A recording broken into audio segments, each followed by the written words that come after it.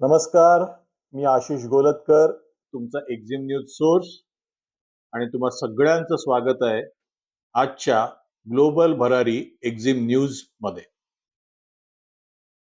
आज आहे 22 सप्टेंबर, सोमवार. आजपासून आपण एक स्पेशल ॲडिशन करत आहोत आणि ती म्हणजे एक्सपोर्ट ओरिएंटेड प्रोडक्ट सेक्शन.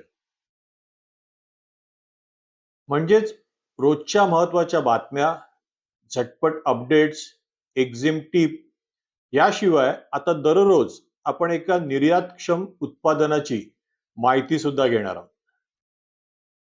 तर चला सुरुवात करूया आजच्या मुख्य बातमीपासून. भारत ब्राझील व्यापार सहकार्याला चालना. भारत आणि ब्राझीलमध्ये ॲग्रिकल्चर आणि फार्मा सेक्टरवर नवा MOU साईन झाला आहे. या करारामुळे बायलॅटरल ट्रेड 15 अब्ज पर्यंत नेण्याचं लक्ष ठेवण्यात आलं आहे. ॲग्रिकल्चरमध्ये सोयाबीन, शुगर आणि मायझे इम्पोर्ट्स वर चर्चा झाली. तर फार्मामध्ये जेनेरिक मेडिसिनसाठी मोठी संधी निर्माण झाली आहे. यामुळे दोन्ही देशाच्या एक्सपोर्टर्सना लॉंग टर्म कॉन्ट्रॅक्ट्स सिक्युअर करण्याची संधी मिळणार आहे. विशेषतः इंडियन फार्मा, ऑटो पार्ट्स आणि फूड प्रोसेसिंग कंपन्यांना ब्राझीलमध्ये आता बाजार वाढवता येईल.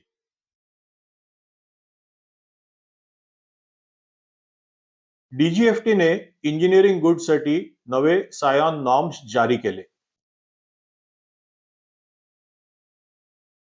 DGFTने इंजिनिअरिंग गुड्स एक्सपोर्टर्ससाठी नवे स्टँडर्ड इनपुट आउटपुट नॉर्म्स म्हणजे सायन जाहीर केले आहेत. या बदलामुळे ड्युटी फ्री इम्पोर्ट्स क्लॅरिटी मिळाली असून एक्सपोर्टर्सना रॉ मटेरियल सोर्सिंग मध्ये मोठी मदत होणार आहे.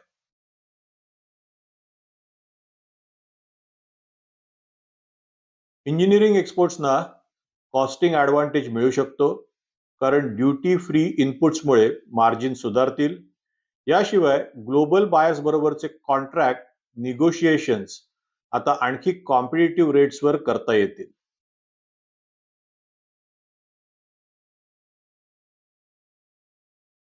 हा बदल MSME एक्सपोर्टर्ससाठी विशेष फायद्याचा ठरणार आहे.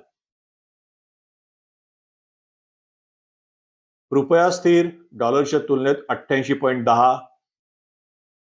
गेल्या आठवड्यातील अस्थिरतेनंतर रुपया गेल्या शुक्रवारी डॉलरच्या तुलनेत 88.10 वर स्थिर राहिला आहे. करन्सी मार्केट थोडं शांत दिसत आहे, कारण फॉरेन इन्फ्लोज स्टेडी वाढत आहेत.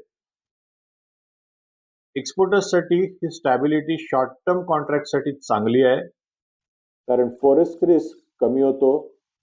इम्पोर्टर्सनी मात्र दीर्घकालीन कॉन्ट्रॅक्ट्समध्ये सावध राहावं लागेल, कारण ग्लोबल परिस्थिती पटकन बदलू शकते. RBI इंटरव्हेन्शनमुळे व्होलॅटिलिटी कंट्रोलमध्ये असल्याचं जाणवतंय.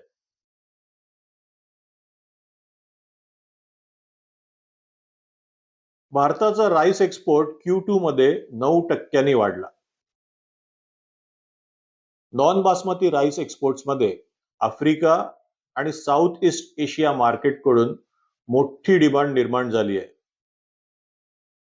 अपेडाच्या आकडेवारीनुसार Q2 2025 मध्ये राईस एक्सपोर्ट्स 9% वाढले. विशेषतः मोझांबिक, बेनिन आणि व्हिएतनामकडून मोठ्या ऑर्डर्स आल्या आहेत. या वाढीमुळे फूड प्रोसेसिंग आणि लॉजिस्टिक सेक्टर्स दोघांनाही फायदा होत आहे. इंडियन एक्सपोर्टर्ससाठी ही एक मोठी अपॉर्च्युनिटी आहे, विशेषतः लॉंग टर्म बायर्स बरोबर सप्लाय चेन मजबूत करण्यासाठी. आणि आता बघूया झटपट आणि महत्त्वाच्या बातम्या.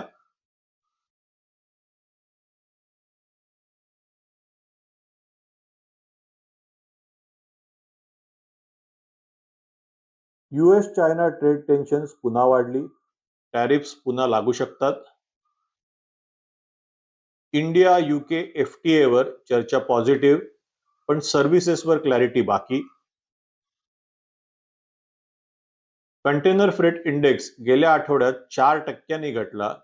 लॅब ग्रोन डायमंड्स निर्यात वाढवण्यासाठी जेम्स अँड ज्वेलरी काउन्सिलने एक्सपोर्टर्सना प्रोत्साहन दिलं.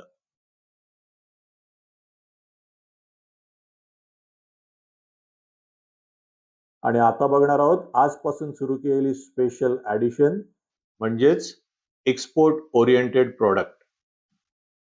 आणि या अंतर्गत आज आपण माहिती घेणार आहोत बासमती तांदळाची.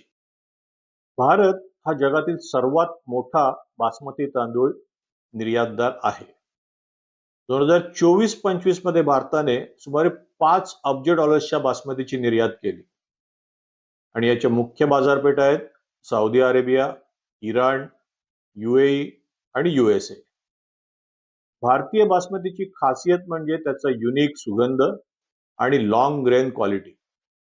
ग्लोबल डिमांड सतत वाढत आहे कारण प्रीमियम राईस कॅटेगरीमध्ये भारतीय बासमती अनबिटेबल आहे. आणि एक्सपोर्टर्ससाठी एक खास टीप, लेबलिंग आणि पॅकेजिंग इंटरनॅशनल स्टँडर्ड्स नुसार ठेवा. गल्फ देशांमध्ये हलाल सर्टिफिकेशन खूप महत्वाचं आहे. नॉन बासमती राईससाठी सुद्धा आफ्रिकन मार्केटमध्ये मोठी संधी आहे. आणि आता बघूया एक शॉर्ट व्हिडिओ आजच्या एक्सपोर्ट ओरिएंटेड प्रोडक्टचा म्हणजेच बासमती तांदळाचा.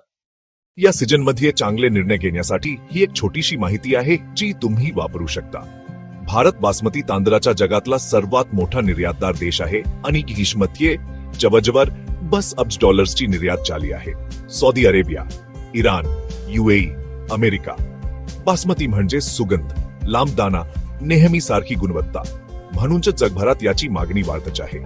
तर तुम्ही निर्यात करत असाल किंवा सुरू करण्याचा विचार करत असाल, हा डेटा, ट्रेंड्स आणि मी काय करेन आहे. पहिलं, मागणी कशी आहे ते पाहूया. आखाती पारंपरिक मागणी, पाश्चात्य प्रीमियम मागणी. आखाती खरेदीदारांना विश्वासार्हता, हलाल नियमांचे पालन, धान्याची सातत्याची गुणवत्ता. अमेरिकेतील खरेदीदार स्वच्छ लेबलिंग, प्रमाणपत्रे, स्पष्ट उत्पादन माहिती. दुसरं, उत्पादनाची जागा, विक्री निकष, सुगंध, धान्याची लांबी, शिजल्यावर लांबी. खरेदीदार तुमच्या सातत्यावर ओळखतात. जर नियंत्रण असेल, ओलावा, तुटलेले दाणे, इतर कचरा, तर परत ऑर्डर मिळतील. तिसरं, बासमती पलीकडच्या संधी. आफ्रिकेत मोठी संधी, उकडलेला पारबोल्ड तांदूळ, तुटलेला तांदूळ. इथे विश्वासार्ह गुणवत्ता, योग्य किंमत, वेळेवर लॉजिस्टिक्स. ठीक आहे, आता प्रत्यक्ष कामाच्या गोष्टी पाहूया. हे माझे निर्यातदारांसाठी काही सल्ले आहेत जे तुम्ही या आठवड्यात अंमलात आणू शकता. लेबलिंग आणि पॅकेजिंग.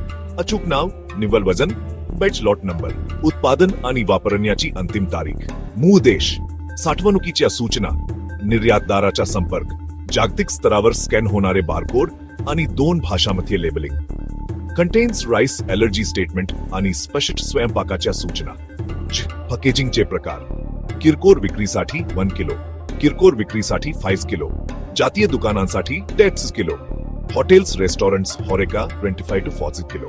फूड सेफ, वास नसलेली सामग्री आणि अनेक थरांची पाउच. प्रीमियम साठी जिपर आणि विंडो पॅनेलचा विचार करा. महत्वाचे प्रमाणपत्रे, आखाती देशांसाठी हलाल प्रमाणपत्र, CCP, अमेरिकेसाठी FDA नोंदणी व लेबलिंग नियम पालन करा. गुणवत्तेची खात्री, ओलावा चाचणी, तुटलेले दाणे चाचणी, इतर कचरा चाचणी, कीटकनाशक अवशेष चाचणी, एफ्लोटॉक्सिन. प्रत्येक लॉटसाठी सर्टिफिकेट ऑफ अनालिसिस तयार ठेवा आणि पॅकिंग सील तपासा. कागदपत्रे आणि वाहतूक, HS कोड बरोबर आहे की नाही तपासा. फायटोसॅनिटरी प्रमाणपत्र तयार ठेवा. धुरीकरण विमानपत्रे आवश्यक आहेत. हाय डिमांड काळात कंटेनर लवकर बुक करा आणि दमट हवामानात लायनर्स वापरा. नमुने आणि किमतीचे नियोजन. शिपमेंट पूर्वी प्रतिनिधी नमुने पाठवा. गुणवत्ता तपशील करारात ठरवा.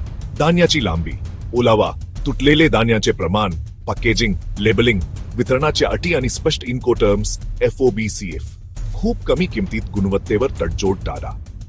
आणि जर आफ्रिकेसाठी बिगर बासमती विचार करत असाल, किमतीपेक्षा विश्वासार्हतेवर जास्त स्पर्धा करा. 4 किलोच्या पोत्यामध्ये उकडलेला तांदूळ द्या. स्पष्ट चिन्हे आणि वचन दिलेल्या वेळेनुसार अचूक वितरण करा. सातत्याने केल्यास तोंडी प्रचाराने नवीन ग्राहक मिळतील.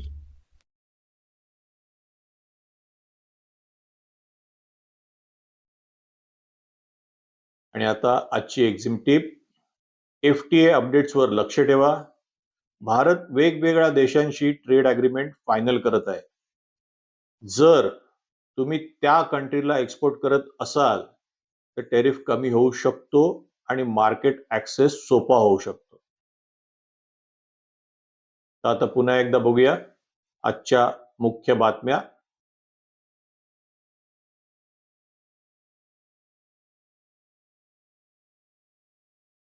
भारत ब्राझील MOU, ऍग्रिकल्चर आणि फार्मा सेक्टरमध्ये सहकार्य. DGFTने इंजिनिअरिंग गुड्ससाठी नवे सायन नॉर्म्स जारी केले. रुपया 88.10 वर स्थिर. राईस एक्सपोर्ट्स Q2 मध्ये 9% वाढले. झटपट बातम्यामध्ये आपण बघितलं US China tension, India UK FTA, freight rates थोडे कमी आणि lab grown diamonds. Export oriented product मध्ये आपण आज पाहिलं बासमती तांदूळ आणि आजच्या टीप मध्ये पाहिलं FTA अपडेट्सवर लक्ष ठेवा. या होत्या आजच्या ग्लोबल भरारी एक्झिम अपडेट्स. उपयोगी वाटल्या असतील तर चॅनलला सबस्क्राईब करा, बेल आयकॉन प्रेस करा आणि तुमच्या कमेंट सुद्धा नक्की शेअर करा. मी आशिष गोलतकर आता तुमची रजा घेतो. पुन्हा भेटू उद्या संध्याकाळी 7:30 वाजता. धन्यवाद. नमस्कार.